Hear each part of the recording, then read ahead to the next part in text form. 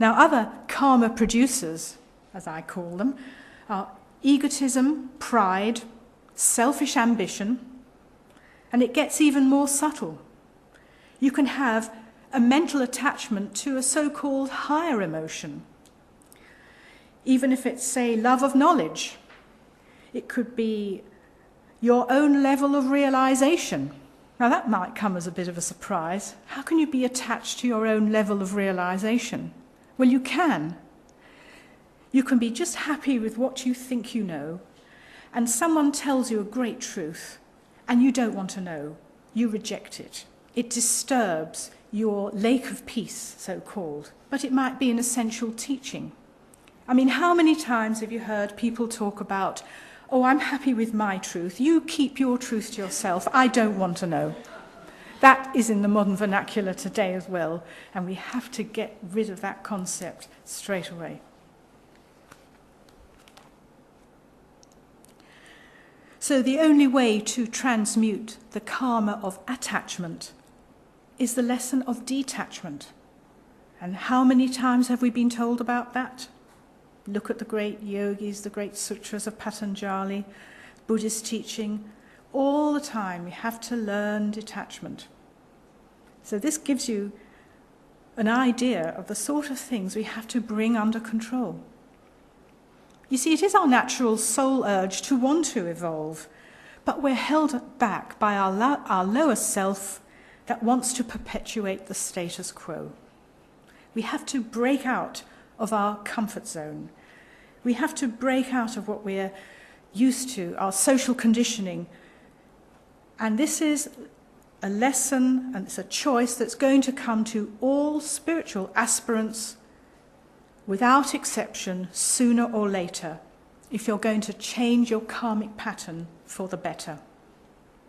And once we start to open up our higher psychic centers to truth, we'll become more intuitive. We'll start to know what is right for us on a karmic level. We'll understand the right course of action to take in a given situation, and then you'll want to do the right thing. You see, it's a whole shift of consciousness. And then we will be able to make the right choices in life. And instead of continually following our basic desires, which all it does is produce more negative karma. I'm afraid that is the bottom line. Now, Dr. King has given a brilliant analysis of the psychic centers and their function, and he gave a lecture on this subject, which is available. You can have a look at that later. But there are many ways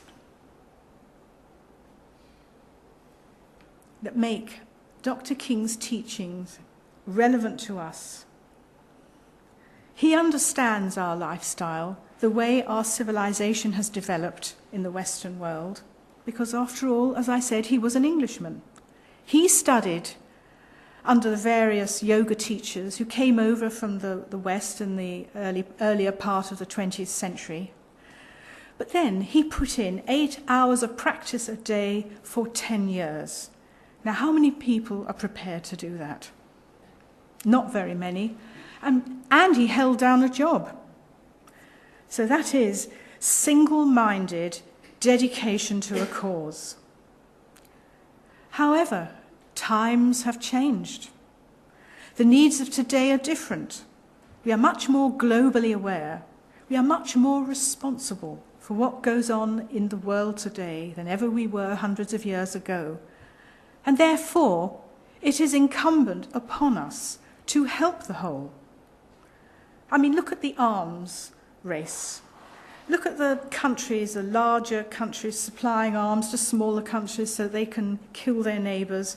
I mean, we're all caught up in this web. And it's not just the arms race. You've got finance. Finance is controlled globally. So is medicine, oil, even the food we eat. We are all responsible to one degree or another for what is going on in the world. We are no longer in isolated communities and with no contact with people from the other side of the world. So the best way to place yourself in a position to raise the Kundalini is through service to others. And this is what the yogis called karma yoga, the yoga of action. Gone are the days when we can retreat into the wilderness to seek enlightenment.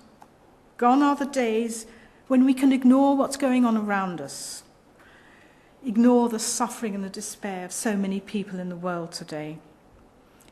Gone are indeed those halcyon days when we can just dwell in bliss. Now, Dr. King gives the analogy of two Buddhas. The first Buddha is the one who cuts himself off from civilization. He goes into the wilderness, raises the stupendous power of Kundalini, and dwells in the blissful state of nirvana. The second Buddha is the one who's capable of doing all of the above.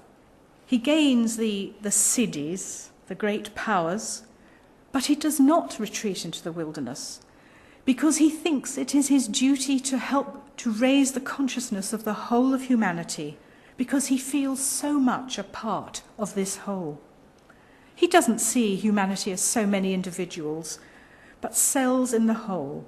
So he stays amongst mankind to help in the best way that he can.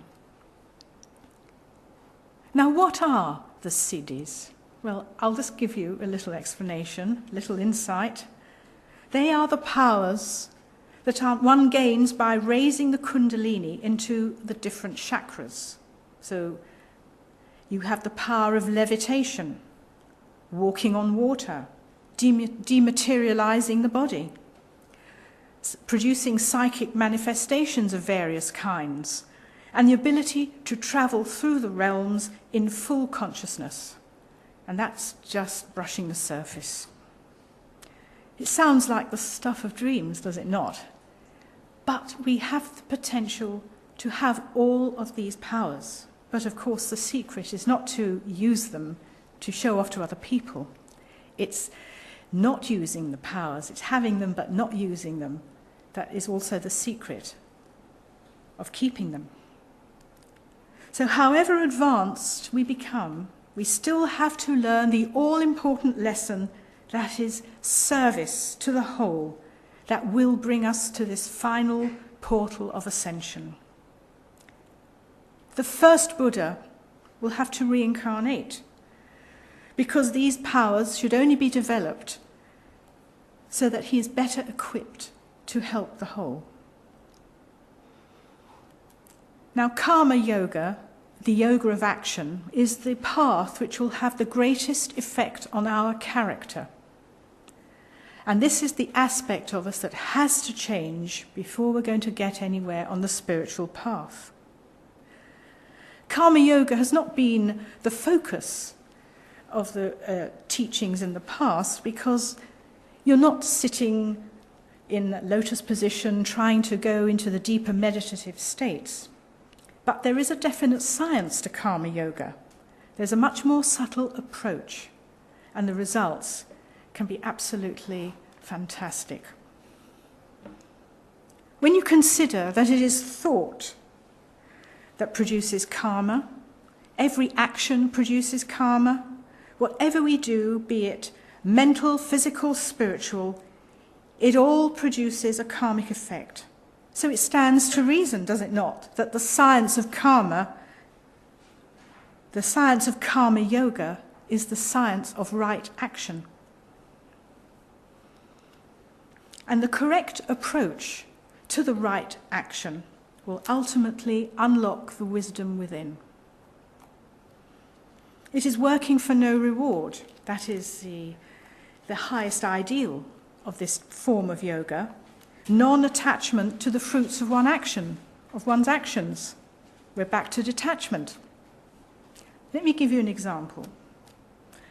You do a good deed for someone, and they don't even thank you for it. So you feel a little bit disappointed, you feel upset, you might even be angry. That is attachment to the result. Now, you might do a good deed for someone, and you get a great accolade, and you revel in its glory, and you really feel smug and self-satisfied. Well, that is attachment to the result as well. It's clever.